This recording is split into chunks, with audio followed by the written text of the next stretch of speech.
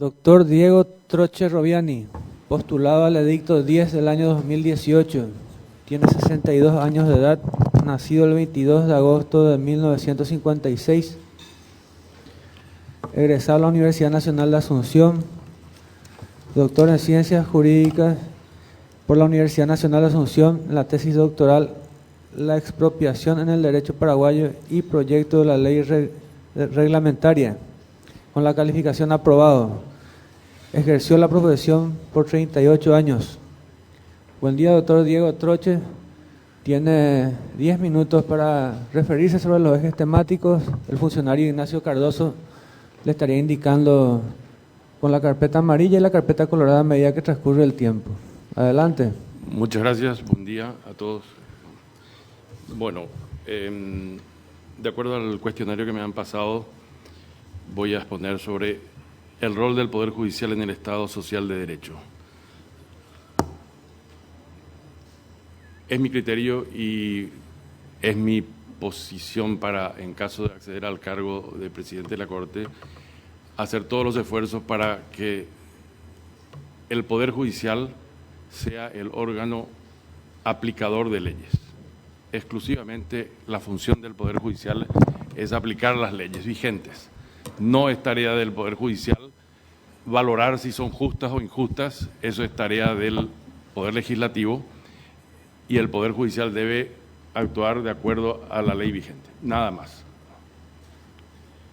Con relación a la percepción acerca de la Administración de Justicia, realmente con mucho dolor tengo que decir que es lamentable, por usar un término suave, es un clamor general de toda la población la ineficiencia del Poder Judicial, tanto en materia penal como civil. En materia penal resulta que existe un sistema de persecución generalmente a los procesados o a los investigados con dinero para generar fuentes de ingresos ilegales en los funcionarios. Me consta personalmente por casos de clientes en que fueron perseguidos, digamos, disculpen la palabra, pero asquerosamente, por minucias, tecnicismos, para procurar un arreglo o forzar una negociación con algún cliente de algún funcionario judicial. La misma cosa en materia civil. Son pocas las excepciones en que el proceso avanza de acuerdo a la ley. Es realmente lamentable la situación que estamos llegando y conocemos por publicaciones el sistema de tráficos de influencia que existe. Eso es así y existen abogados dedicados a manejar procesos combinados con fuentes de poder para chantajear, extorsionar, liberar a delincuentes, procesar a no delincuentes, perseguir. Es así. Esa es mi percepción y mi propuesta es terminar todo eso. Si no lo puedo, tengan por seguro que mi renuncia estará al día siguiente de mi incapacidad para combatir ese mal.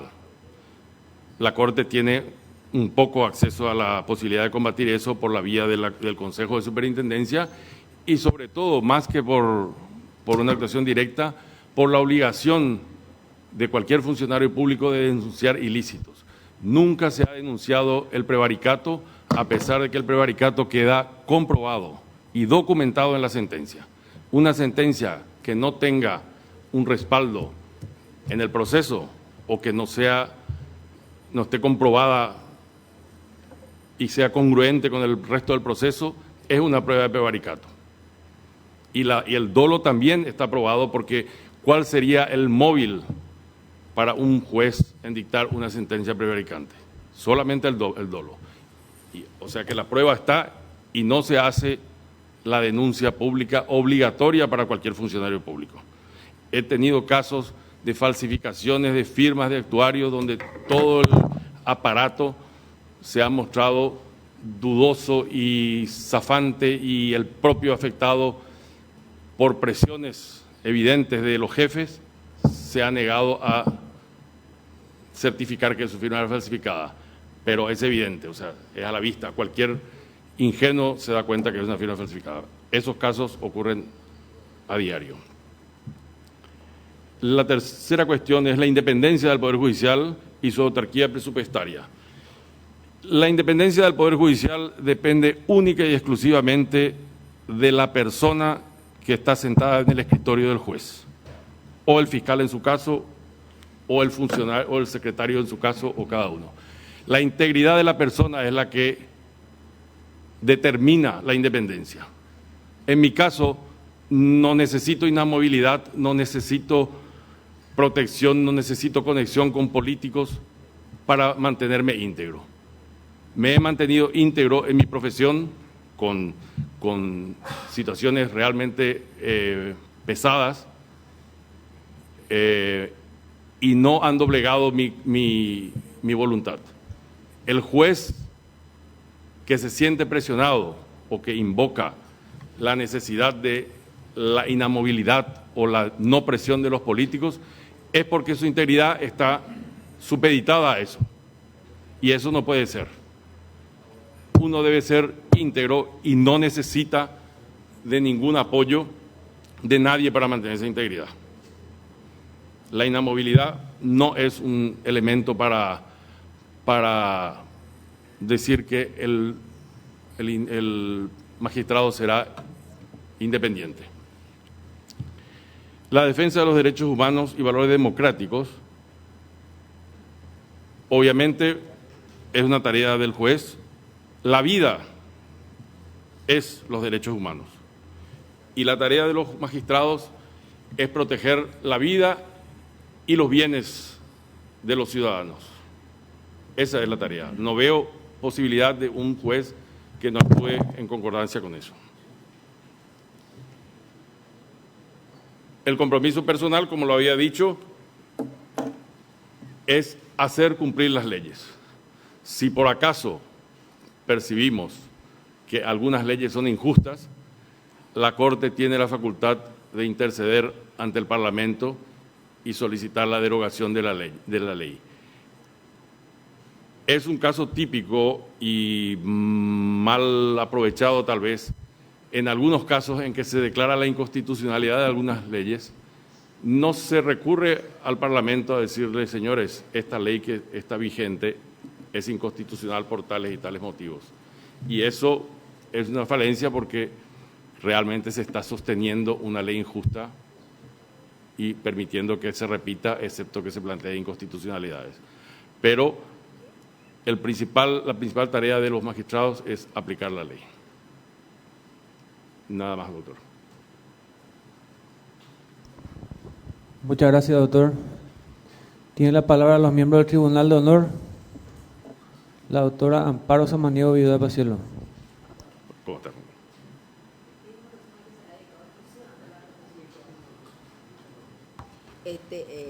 Exclusivamente a la profesión.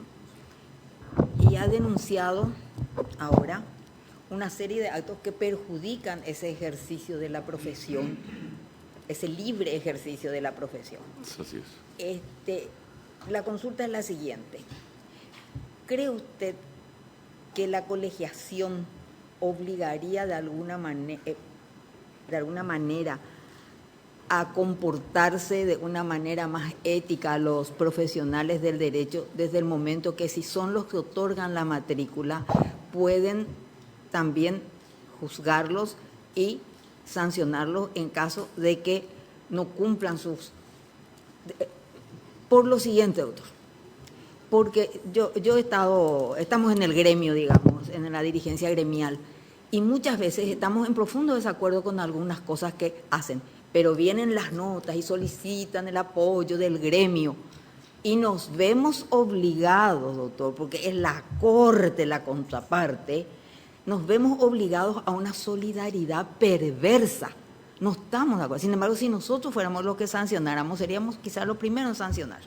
¿verdad? Entonces, por eso le pregunto si a pesar de todo esto, y tampoco estoy hablando de defensas corporativas, no es esa para mí la función principal, sino realmente la prestación del servicio y al justiciable, el mejor servicio al justiciable.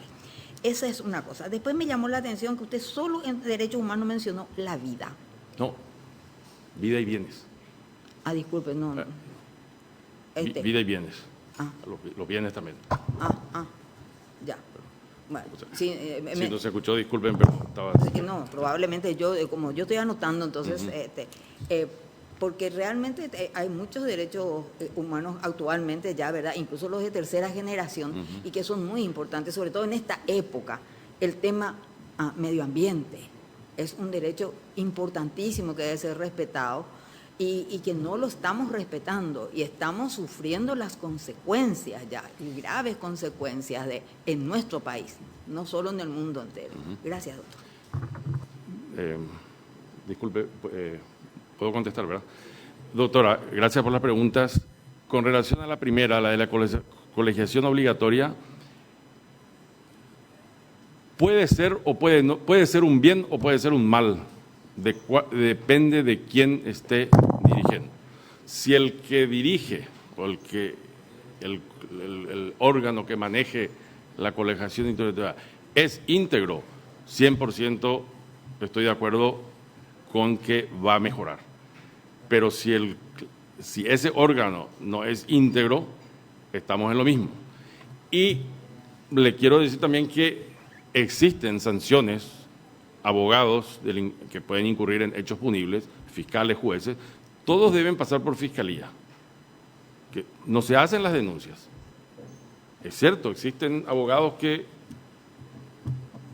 podemos cometer algún ilícito sin querer, una falsificación, cualquier cosa. Tengo la experiencia en la que le contaba de la falsificación de firma. No pasó nada. El fiscal hubiera enderezado. Si el fiscal actuaba, obviamente ningún abogado o muchos abogados se atajarían de seguir cometiendo esas irregularidades, pero no se hace. Ahí no solamente incurrió en error el fiscal, incurrió el que omitió denunciar el hecho punible. El que debe auditar a quien debe denunciar los hechos punibles tampoco auditó, o sea que incurrió también en una negligencia el que debía auditar eso y se le pasó. Entonces es una cadena de irregularidades que funciona cuando el juez no es íntegro y el abogado no es íntegro.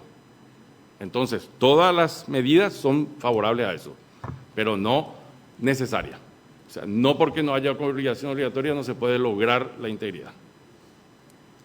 Y con la relación al último punto que tocó de los derechos humanos, sí, obviamente me referí a la vida y los bienes, y en los bienes incluir todo, medio ambiente, patrimonio, a todo. Por supuesto que medio ambiente es parte de la vida, o sea, parte de la vida y de los bienes. Permiso, presidente, porque quiero... Adelante, doctora, por favor. Con respecto a la colegiación, usted dice que va a depender de las personas. Todo va a depender siempre de las personas, al final de cuentas, eso lo estamos sintiendo acá. Pero el profesional se va a sentir más protegido, el buen profesional, el que ejerce correctamente sus funciones, la sociedad se va a sentir, pienso yo, más protegida. Porque ¿qué pasa con la Corte? La Corte no puede ni siquiera controlar a sus propios magistrados. No está en condiciones de hacerlo. Y no digo que sea por falta de voluntad, sino a veces es hasta por una recarga de trabajo que demoran mucho. Sin embargo, el colegio va a poder asignar personas que se dediquen a eso, a estudiar los casos que se denuncien naturalmente. Sí, ya. Correcto, estoy de acuerdo, siempre y cuando se terminen los padrinos. Ahí. Gracias. Gracias, doctora. Tiene la palabra el doctor Raúl Zapena Brugada. Bueno, Buen día. veo que usted hizo su tesis sobre la expropiación. Sí. Y quiero saber si tocó el siguiente tema y qué opina. Sucede que la expropiación es un proceso administrativo en el cual se debe discutir si es o no de utilidad pública y todo ese tipo de cosas. Pero con la sana intención de mejorar la arbitrariedad que se usaba en el IBR, aunque donde se hacía todo el trámite, llegaba a agricultura y en agricultura se resolvía, no tuvieron nada mejor que decir, la expropiación será resuelta en ley. Pero un magistrado no tiene capacidad en una acción de inconstitucionalidad, por ejemplo, de abrir la causa a prueba para aprobar la utilidad. O sea que no hay posibilidad. La única bilateralidad y discusión que hay es sobre el monto de la indemnización posteriormente. ¿Algo de eso le llamó la atención a usted? Sí, es verdad que no es una legislación perfecta, por eso el motivo de mi propuesta de una ley de expropiación. Pero también quiero aclararle, doctor, y es mi criterio, que así como están las leyes, se puede hacer justicia en una expropiación.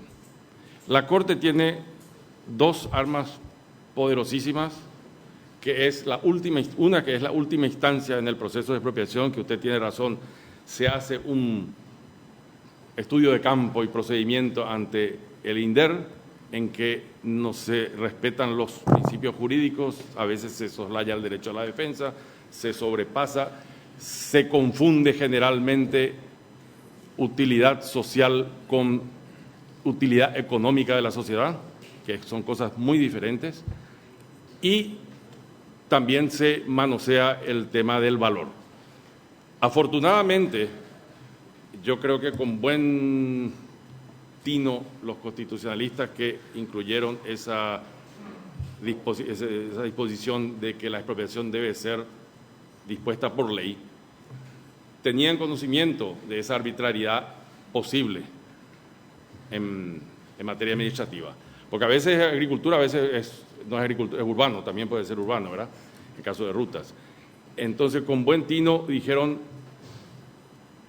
pongamos un filtro grande, la ley, y un segundo filtro, la inconstitucionalidad.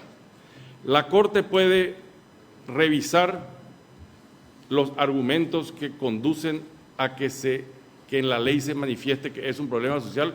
Pero no abrir a prueba. No necesita, con lo que existe en el... Es que vienen sin pruebas, sin nada, directamente se expropia una propiedad y se va a...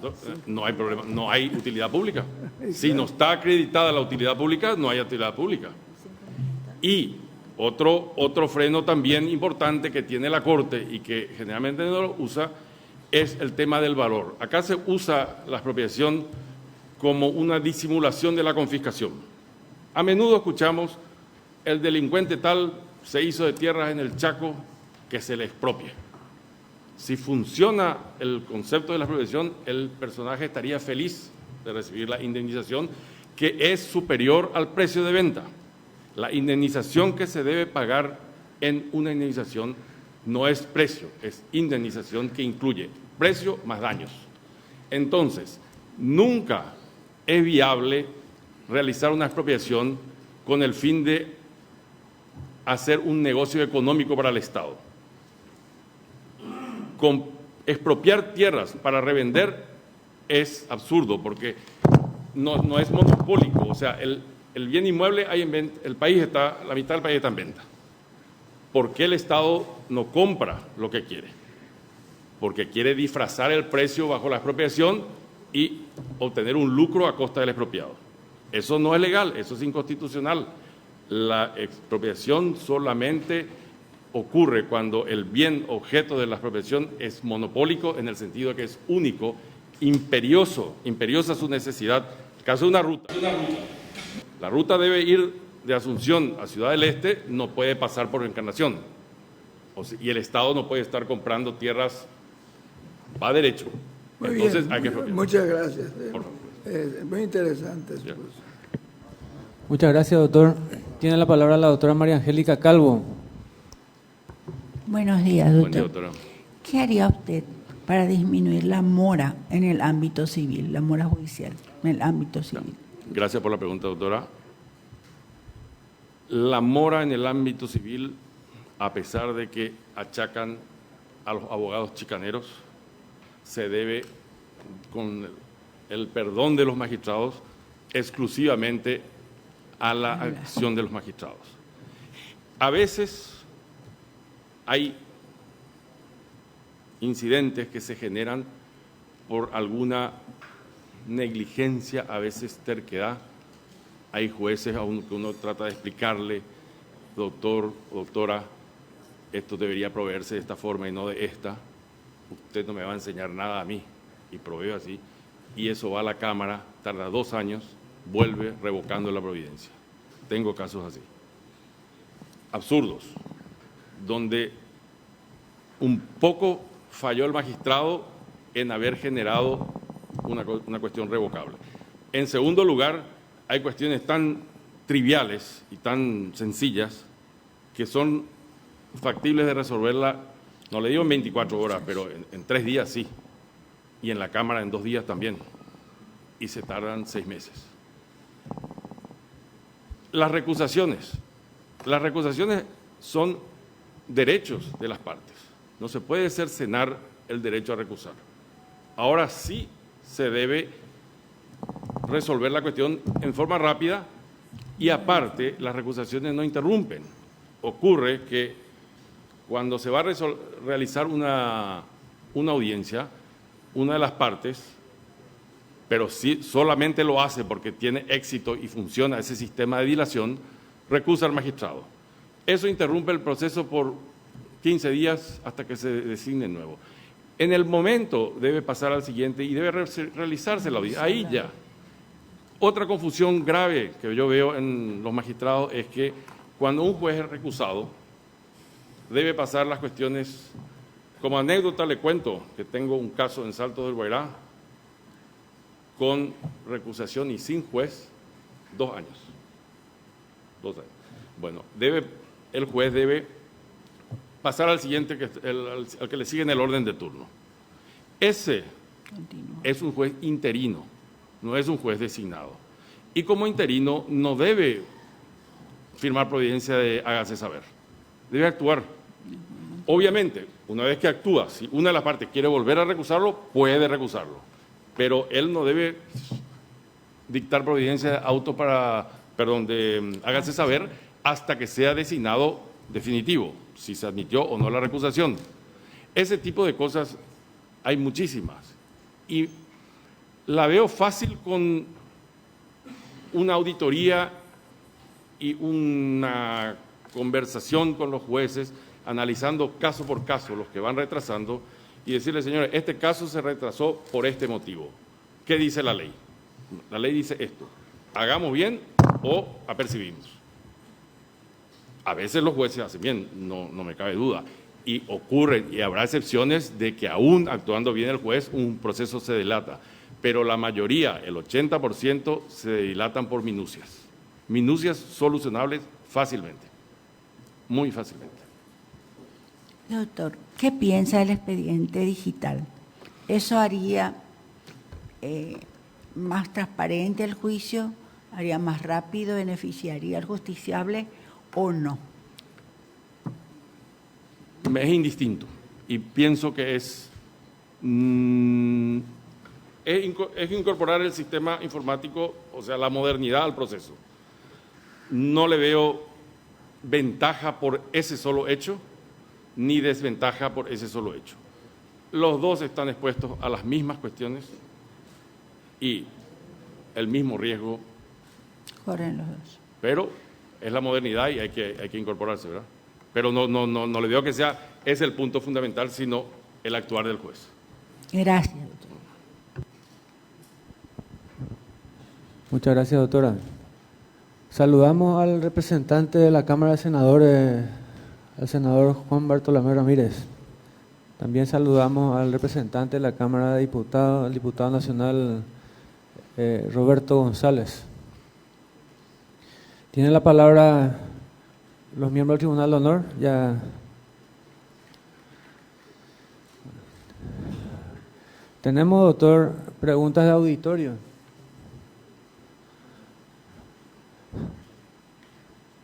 ¿Qué piensa de la colegiación profesional? Sí, gracias por la pregunta. Como lo había expresado ante la pregunta de la doctora Paciello, no creo que sea la panacea de la solución de todos los problemas jurídicos y dependerá mucho de cómo se maneje. Siempre que se maneje en forma independiente, con gente íntegra y apartado de los padrinos, es bueno. Si entramos otra vez en el proceso de presiones y llamadas telefónicas de padrinos, volvemos a lo mismo, con otro nombre. Muchas gracias, doctor. La siguiente consulta. En su rol de abogado denunció las irregularidades que mencionó. ¿Existen en los juzgados? En caso positivo, ¿qué resultado tuvieron? Perdón, ¿me repite? En su rol de abogado denunció las irregularidades que mencionó. Está hablando de su exposición. Sí, sí. Pregunta si existen en los juzgados y si en caso positivo, si es que usted llegó a denunciar, ¿qué resultados tuvo? Sí, sí, claro. Denuncié una infinidad de veces prevaricato, persecución de inocente, inacción, apañamiento a delincuentes, resultado absolutamente cero, nada. Le voy a dar un dato. En meses antes de que salieran a la luz pública esas grabaciones relacionadas con el jurado de enjuiciamiento de magistrados, hemos denunciado el pedido formal de grabación de muchos funcionarios de ahí y muchos funcionarios ante amenazas de muerte, amenazas y chantajes ocurridos en Salto del Guairá. Resulta que tuvimos un caso similar, no sé si ustedes recuerdan aquel caso de las azucareras de Villarrica, no recuerdo si era Friedman o Iturbe, de los famosos 5 millones de dólares. Bueno, tuvimos algo equivalente, pero por 12 millones de dólares. Bloquearon una empresa para extorsionarle por un juicio de mensura, con jueces que fueron denunciados en el jurado de enjuiciamiento de magistrados por la chabacanería esa de bloquear con medidas cautelares extremas en un tema de regulación de honorarios que es un tema económico, prohibición de contratar cuando lo que habría era un embargo, un reclamo de 12 millones de dólares que afortunadamente cuando cayó el aparato extorsionador terminó en $70,000. O sea que, y hemos denunciado eso y no tuvimos ninguna respuesta de la Fiscalía. ¿Cómo se llama eso que el fiscal no actúe ante una denuncia concreta con un disquete de grabación de una amenaza telefónica? No actuaron. La superintendencia de la Corte no hizo nada la Fiscalía no auditó el caso ante la denuncia. Hemos reclamado ante el Consejo de Superintendencia, ante el Jurado de Enjuiciamiento, infinidad de casos que fueron toditos, como se dice vulgarmente, cocinados. Esa es la respuesta, doctor. Muchas gracias, doctor. Tenemos por secretaría, doctor, publicaciones que hacen referencia a su persona. Le voy a dar lectura. 15 de agosto de 2013. Penan por no pasar alimentos. El abogado Diego Troche Roviani fue sentenciado a 2 años de prisión, pero con suspensión a prueba de la ejecución de la condena, tras ser hallado culpable de la acusación de incumplimiento del deber legal alimentario. Los miembros del Tribunal de Sentencia, integrados por los jueces Daniel Ferro, María Luz Martínez y Víctor Alfieri, por unanimidad emitieron fallo condenatorio. El colegiado resaltó la grave reprochabilidad en que incurrió el abogado por incumplimiento de la pensión alimentaria de su hijo, Como profesional del derecho conoce los alcances y consecuencias que acarrea la falta de cumplimiento de la pensión para la educación, alimentos y vestimenta de su hijo, indicó el tribunal. Para el querellante abogado José Domingo Ahmad, Troche Roviani debe pagar 120 millones teniendo en cuenta que adeuda 9 meses de una mensualidad de 15 millones, de los que ya hizo un depósito. Almada solicitó 5 años de prisión y aseguró que ante la falta de pago pedirá la prisión del ahora condenado. Por su parte, el fiscal Guillermo Sili pidió 2 años y medio de penitenciaría. Si bien es cierto, tiene por contestado, doctor, si quiere referirse sobre el tema, por favor. Sí, cómo no, muchísimas gracias, doctor. Sí, es verdad, esa es una de las pruebas de la maniobra más brutal que he sufrido en manos del Poder Judicial. Usted lo dijo, el abogado querellante, y sabe, la población entera sabe el contacto de ese abogado querellante durante la anterior presidencia del jurado de enjuiciamiento. Y ese fue el esquema que se utilizó para satisfacer un despecho personal de la familia de mi hijo, a quien me han reclamado alimentos. Para ser concreto, le voy a expresar que siempre he contribuido los alimentos y una cuota extrajudicial inicialmente, desde que hubo el juicio judicialmente, de aproximadamente 3 millones de guaraníes para mi hijo recién nacido, o sea, de 3 años, cuando una jueza le impuso una pena de 15 millones de guaraníes. Esa jueza, reanalizando sus sentencias anteriores, en mi caso alegó falsamente que tenía un ingreso de 70 millones de guaraníes y sin considerar los gastos que implican esos 70 millones de guaraníes, por un lado. Y por otro lado, encontramos en sus archivos otras sentencias de otros casos de alimentos, en los cuales en un caso había detectado una persona que ganaba 150 millones según su declaración de IVA, ella le condenó a 2.500.000 mensuales. Otro caso de un industrial que ganaba 80 o 90 millones mensuales según sus balances, ella le condenó, y que tenía 2 hijos de 15 años y de 16 años, uno de ellos con un problema médico, le condenó a 1.500.000 cada uno.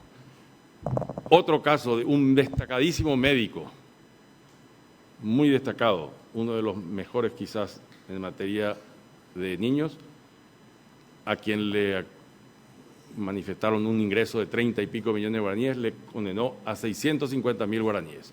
Y a mí, a Diego Troche, porque no tenía el contacto en el jurado de enjuiciamiento con los abogados que mencionó el presidente del Consejo y la camarilla esa formada por la industria de la delincuencia que existe en el Poder Judicial, donde se crean títulos ejecutivos para extorsionar. Uno de ellos fue el caso de la mensura que le conté, otro caso fue el de la azucarera Iturbe, y hay millones de casos que no aparecen en la prensa y que la gente tiene que tal vez negociar por no exponerse a lo que tuve que exponerme yo. Mi caso fue apelado y está en casación. Está cajoneado hace 3 años. En la anterior convocatoria a ministro de Corte ya me habían tocado este tema y ya había expuesto. Ahí sigue cajoneado, porque no... otro detalle, los 15 millones que tanto alarde hace el fiscal, el juez y los magistrados que me condenaron, fue declarado nulo por el Tribunal de Apelación Civil. El Tribunal de Apelación Civil estableció 3 millones de guaraníes la cuota alimentaria. Eso se cumplió siempre. Yo fui condenado por una obligación sin causa. Eso es prevaricato. No hay causa, no existe crédito, no existe nada. Está todo pago lo condenado y no pago lo revocado. Confundieron y maniobraron la historia de que en materia del menor se apela sin efecto suspensivo. Se apela sin efecto suspensivo, funciona a los efectos civiles. El derecho penal es última ratio. O sea, debe agotarse la justicia para poder condenar a una pena privativa de la libertad. ¿Cómo me condenan con algo que podría ser justo o injusto? Y con el agravante, la resolución que revocó la cifra de 15 millones no pagada fue anterior a la sentencia y conocida por los magistrados y omitida. Me cercenaron el derecho de cuestionar al testigo, de hacerle preguntas conducentes a demostrar que estaba falseando. En el juicio penal, uno de los testigos, o dos testigos, dijeron que yo no tuve ninguna atención con el nacimiento de mi hijo y que me desentendí de los gastos del sanatorio. Está presentado el cheque con el cual yo pagué los gastos en el sanatorio Migone.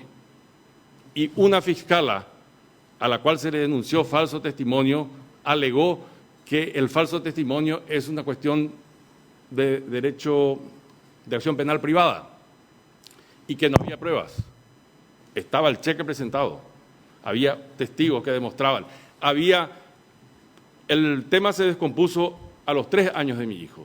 De los 1 año hasta los 3 años había mails donde se demostraba la cordialidad, el agradecimiento y todo. Fue todo una cuestión de despecho. ¿Y cómo dar satisfacción al despecho? Encarcelando a Diego Troche. Eso es lo que buscaban. Y cajonearon en la Corte, y está cajoneado en la Corte todavía. Si a alguien le interesa, le puedo pasar el recurso de casación que he presentado, y a todas las personas que le consulto, le digo, decime, ¿esto está bien o está mal? Y me dice, no veo forma, ¿cómo se va a sostener no revocar esa sentencia? En el caso Curuguatú, se ha revocado y se ha absuelto a procesados por falta de prueba. Mi caso es más grave, hay pruebas en contra de lo que resolvió el tribunal.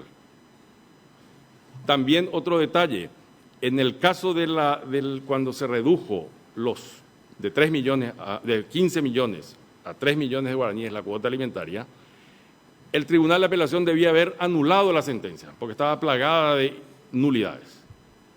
Pero me contaron en confidencia que cómo van a ser ingratos con su colega, porque si anulaban la sentencia exponían a un riesgo a la jueza que dictó el fallo.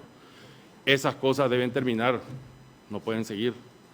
Eso, no sé si fui completo y si hay alguna... Pero, perdón, con relación en ese caso también hubo la falsificación de firma. Otro detalle, como otro elemento de represalia, porque no pudieron lograr que yo vaya a la cárcel y el juez no se animó más que a 2 años con suspensión a condena, que en cierta medida le agradezco la indulgencia, pero inmerecida. Entonces me prohibieron ver a mi hijo. Yo no puedo ver a mi hijo por 10 años. ¿Y quién apañó eso? El Tribunal del Menor Penal, porque el otro fue recusado, y con una sentencia descabellada, prevaricante, incumplidora del artículo 96 del Código de Organización, del Código de la Niñez. Grotescos, señores, grotescos. Esa es la realidad. Muchas gracias, doctor. Tienen la palabra los miembros del Consejo de la Magistratura. El doctor Adrián Salas Coronel. Muy buen día. Buen día, doctor Diego Troche. En su exposición señalaba de que existen persecuciones, generalmente contra personas con dinero, para generar ingresos ilegales, buscar una solución o un arreglo de manera ilegal, tráfico de influencias, chantajear a ciudadanos extranjeros que tienen dinero. Y señalaste también que hiciste denuncias. Sabemos de que en el jurado no se puede calificar el hecho punible de prevaricato, previamente se tiene que condenar en el ámbito penal. Por eso de repente el jurado no puede actuar sobre esos hechos denunciados. De llegar a la Corte, ¿qué planes tiene para tratar de erradicar esos males que realmente afecta al sistema de justicia, la imagen país, inclusive que desde afuera los extranjeros son los que soportan de repente esas arbitrariedades, por lo tanto es lo que crea una mala imagen país inclusive. ¿Qué se puede hacer desde la Corte para tratar de solucionar esos problemas? Gracias, doctor, por la pregunta. Bueno, en primer término, desde la Corte puede, por la vía de la auditoría de los procesos y administrando las denuncias, terminar encaminando el caso al Ministerio Público. Obviamente, habría que tener un sistema para también exigir al fiscal general del Estado que audite a los fiscales. No hay otra medida que lograr que los fiscales sean eficientes y actúen de acuerdo a la ley. Con relación al punto que mencionó del jurado de enjuiciamiento de magistrados, del jurado, ahí, hablando una vez con uno de los integrantes del jurado, discutíamos de la imposibilidad del jurado de reestudiar el proceso. Eso es verdad, el jurado no tiene capacidad para reestudiar con fines jurisdiccionales, pero sí tiene facultad de estudiar el prevaricato desde el punto de vista administrativo y concluir que hubo prevaricato independientemente de que el fiscal o en materia en sede penal se concluya otra cosa. El jurado puede sentar su postura de que se configuró prevaricato y que hubo mal desempeño por eso. Al igual que el caso de el jurado puede hacerlo eso. No sé si recuerdan el caso Simpson en los Estados Unidos. El juez penal concluyó que no había asesinato. Nadie murió. El juez civil concluyó que el asesino era el jugador de fútbol y lo condenó a pena pecuniaria. El jurado puede hacer el estudio, debe reestudiar, porque si fuera que no es que invade la actividad de otro órgano, estudia desde su ámbito. Igual que el fiscal que estudia el prevaricato debe reanalizar la causa para ver si la causa fue bien llevada o no. No con fines jurisdiccionales, con fines de determinar si hubo, en el caso del fiscal, con fines penales, y el caso del jurado con fin administrativo. En el caso del Consejo de la Magistratura debe analizarlo también a los fines de una sanción administrativa. Yo creo que el jurado tiene esa facultad, no sé si me llego a explicar correctamente, de que no con fines de apelación de lo que resolvió el juez, sino de análisis como auditoría. Precisa de un auditor, de un perito, que le diga, un perito juez. Me recuerdo una vez que el doctor Casco Pagano fue citado, me comentó que fue citado una vez en un juicio en Estados Unidos para ser perito del proceso paraguayo. Y él fue a exponer, o sea, a hacer su peritaje del sistema procesal, de la actuación procesal paraguaya, de una cuestión que tenía relación con algún hecho investigado en los Estados Unidos. Si me expliqué, gracias, doctor. Gracias, doctor. Tiene la palabra el doctor Cristian Kriskovic. Buen día, doctor. Habías dicho que la inamovilidad no es garantía de independencia de un juez. ¿Cuál es entonces la garantía? Yo comparto esa idea, no es lo único, depende mucho de la persona, pero ¿cómo garantizamos al ciudadano que sea juzgado por un juez imparcial, independiente? Doctor, es la tarea de ustedes 8, de nadie más. Desde la Corte, si ustedes eligen un íntegro, estén seguros que funcionará. Y está el jurado que lo tienen que destituir cuando no es íntegro, inmediato, de forma inmediata. Estamos se dice, después de la Corte está Dios. Me acuerdo que decían los integrantes de la primera Corte de la era democrática, y eso es verdad. Si la Corte está corrupta, estamos perdidos. No hay nada que hacer. Porque alguien tiene que tener la última palabra. Y lo único que nos queda, y sobre ustedes cae la responsabilidad, es que ese último, ese alguien, sea íntegro. Los jueces, cuando un juez es destituido, el jurado tiene que hacer una evaluación. ¿Qué hicimos? ¿Qué se nos pasó? ¿Qué estamos errando?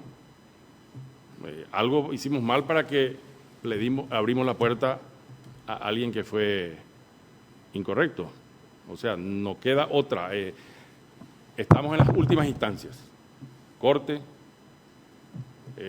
Ejecutivo y... Muchas gracias, doctor. Tiene la palabra el doctor Osvaldo González. Buen día, doctor. En su exposición y en relación también a las preguntas que se le formuló, usted mencionó las distintas dificultades, por llamarlo así, o falencias, en relación al funcionamiento del Poder Judicial. Eso se traduce un poco también en la imagen que tiene finalmente el Poder Judicial para los profesionales y, por qué no decirlo, la ciudadanía. Y hablando un poquito de la ciudadanía, se habla mucho de la percepción ciudadana. La ciudadanía entonces percibe que el Poder Judicial no es creíble, que los juzgados no tienen la suficiente jerarquía en materia de respeto y digamos, reconocimiento de que sus fallos sean justos. Mencionó como una alternativa terminar la injerencia desde el punto de vista del jurado. Ella también habló es un aspecto altamente subjetivo, ¿verdad? Porque dependerá mucho de las personas que están en esas instituciones. Y la otra, sí, que en caso que usted acceda al cargo de ministro de Corte, me pareció interesante fortalecer un sistema de auditoría de gestión. Tengo entendido que ese sistema de auditoría de gestión hoy se está realizando, pero la ciudadanía no percibe resultados desde el punto de vista de la imagen del Poder Judicial. Es decir, el ciudadano concurre al Poder Judicial y sale decepcionado. Y evidentemente que no arroja el resultado la auditoría. Sí, cuando hay un caso sonado, se publica que la Corte pide los antecedentes, hace una auditoría de gestión y es como que da un bálsamo un poquito en relación a ese expediente en particular. La pregunta entonces es, si usted accede al cargo de ministro de Corte, ¿qué es lo que tiene que hacer un ministro de Corte o usted qué haría para mejorar esa percepción ciudadana? Es decir, de tal manera que el servicio de justicia tenga de a poco una mejor imagen para el ciudadano. Sí, gracias, doctor, por la pregunta. Bueno, el tema puede ser muy sencillo, pero tal vez un poco largo, y dependerá de la dureza con que se actúe para imponer el rumbo correcto. ¿Se hace auditoría? Claro que se hace, y resultado cero. Al día siguiente otro juez hace lo mismo que hizo el que tenía que haber hecho. Yo creo que el jurado de enjuiciamiento de magistrados debería actuar con mayor énfasis y, como se dice, si el río hace ruidos es porque hay algo. La percepción del 100%, el 100% de la población es que abogado, poder judicial, es corrupción. Los abogados hoy somos mirados como gestores de coimas. ¿Por qué? Porque ocurre que hay algunos que están haciendo ese tipo de actividades y son los que se destacan en la prensa. Y todos aquellos que recurren a la justicia clamando el respeto a sus derechos, a su libertad, a sus bienes, no recibe respuesta, absolutamente. Recibe respuestas tardías que son peores que ese proceso que les conté de $12 millones que terminó en $70.000 porque afortunadamente aparecieron las grabaciones. Tuvo 3 años de bloqueo. 3 años de bloqueo. Aplicar las leyes, doctor, aplicar las leyes con fortaleza, con dureza, y hoy día es cierto que ser injusto es lo peor que puede haber. Yo creo que en este estado de situación pocas veces se podrán equivocar de cometer una injusticia en destituir a un juez denunciado. Los abogados no denuncian porque sí nomás. Algunos se exageran tal vez y no correspondería una destitución inmediata, pero por lo menos sí una amonestación bien fundada, que no se usa mucho y deberían usarla, pero resulta que todos los casos terminan en nada y son todos santos. Los fiscales reciben 600 denuncias en un año y terminan con 3 condenados. ¿Qué quiere decir? Que la gente está denunciando a mansalva. Pues existe la denuncia falsa, tampoco se toma en serio. Ahora está la moda le digo moda porque realmente por experiencia y comentarios de jueces del tema de la violencia doméstica, se usa eso para chantaje. Me comenta un conocido funcionario de una fiscalía, me dice, tuvimos 10 denuncias en el turno y las 10 denuncias terminaron en desistimiento porque le quería nomás enojar porque salió con otro, lo que sea, o alguna historia de manipulación. Ese es el problema. Muchas gracias, doctor. Tiene la palabra el doctor Carlos Cabrera. Gracias, presidente. Doctor, usted es un abogado prestigioso que tiene su estudio jurídico.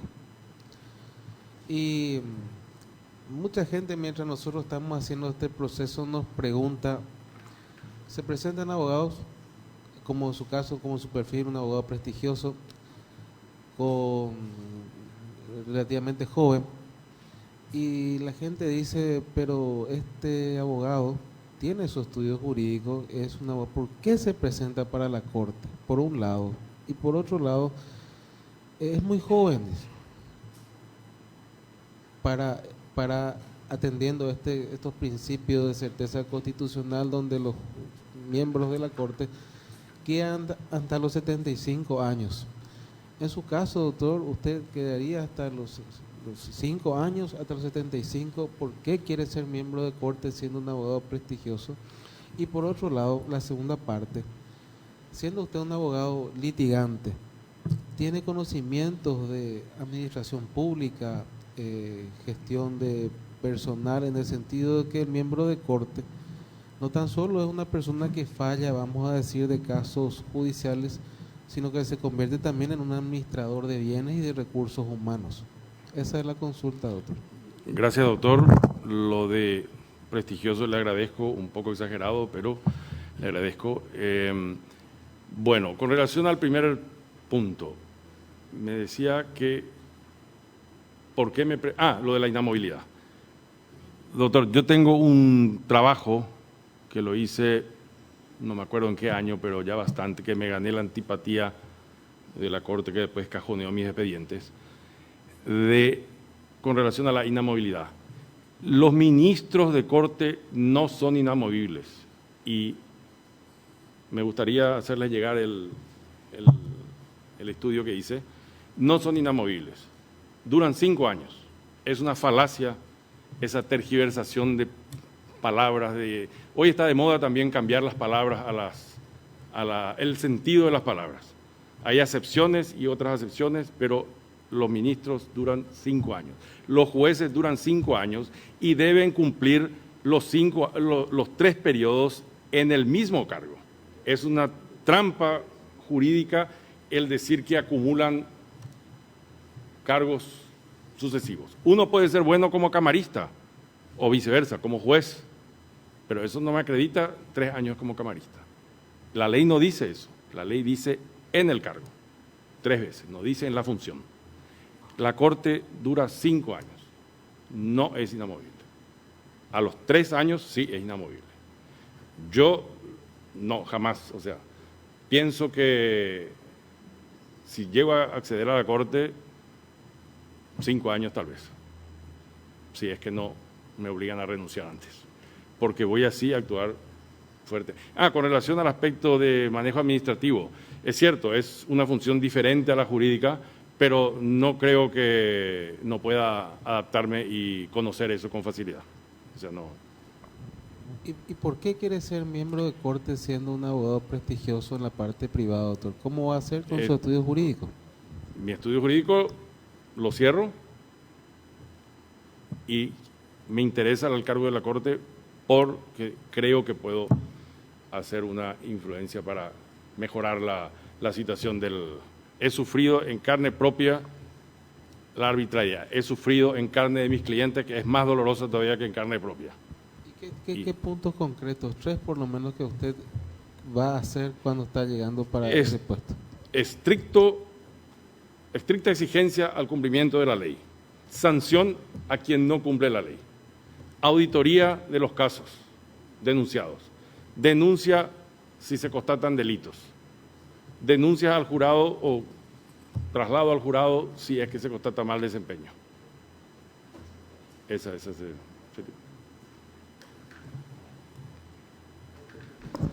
Muchas gracias, doctor. Con esto damos por terminada su exposición. Ok, muchas gracias a ustedes. Gracias por todo.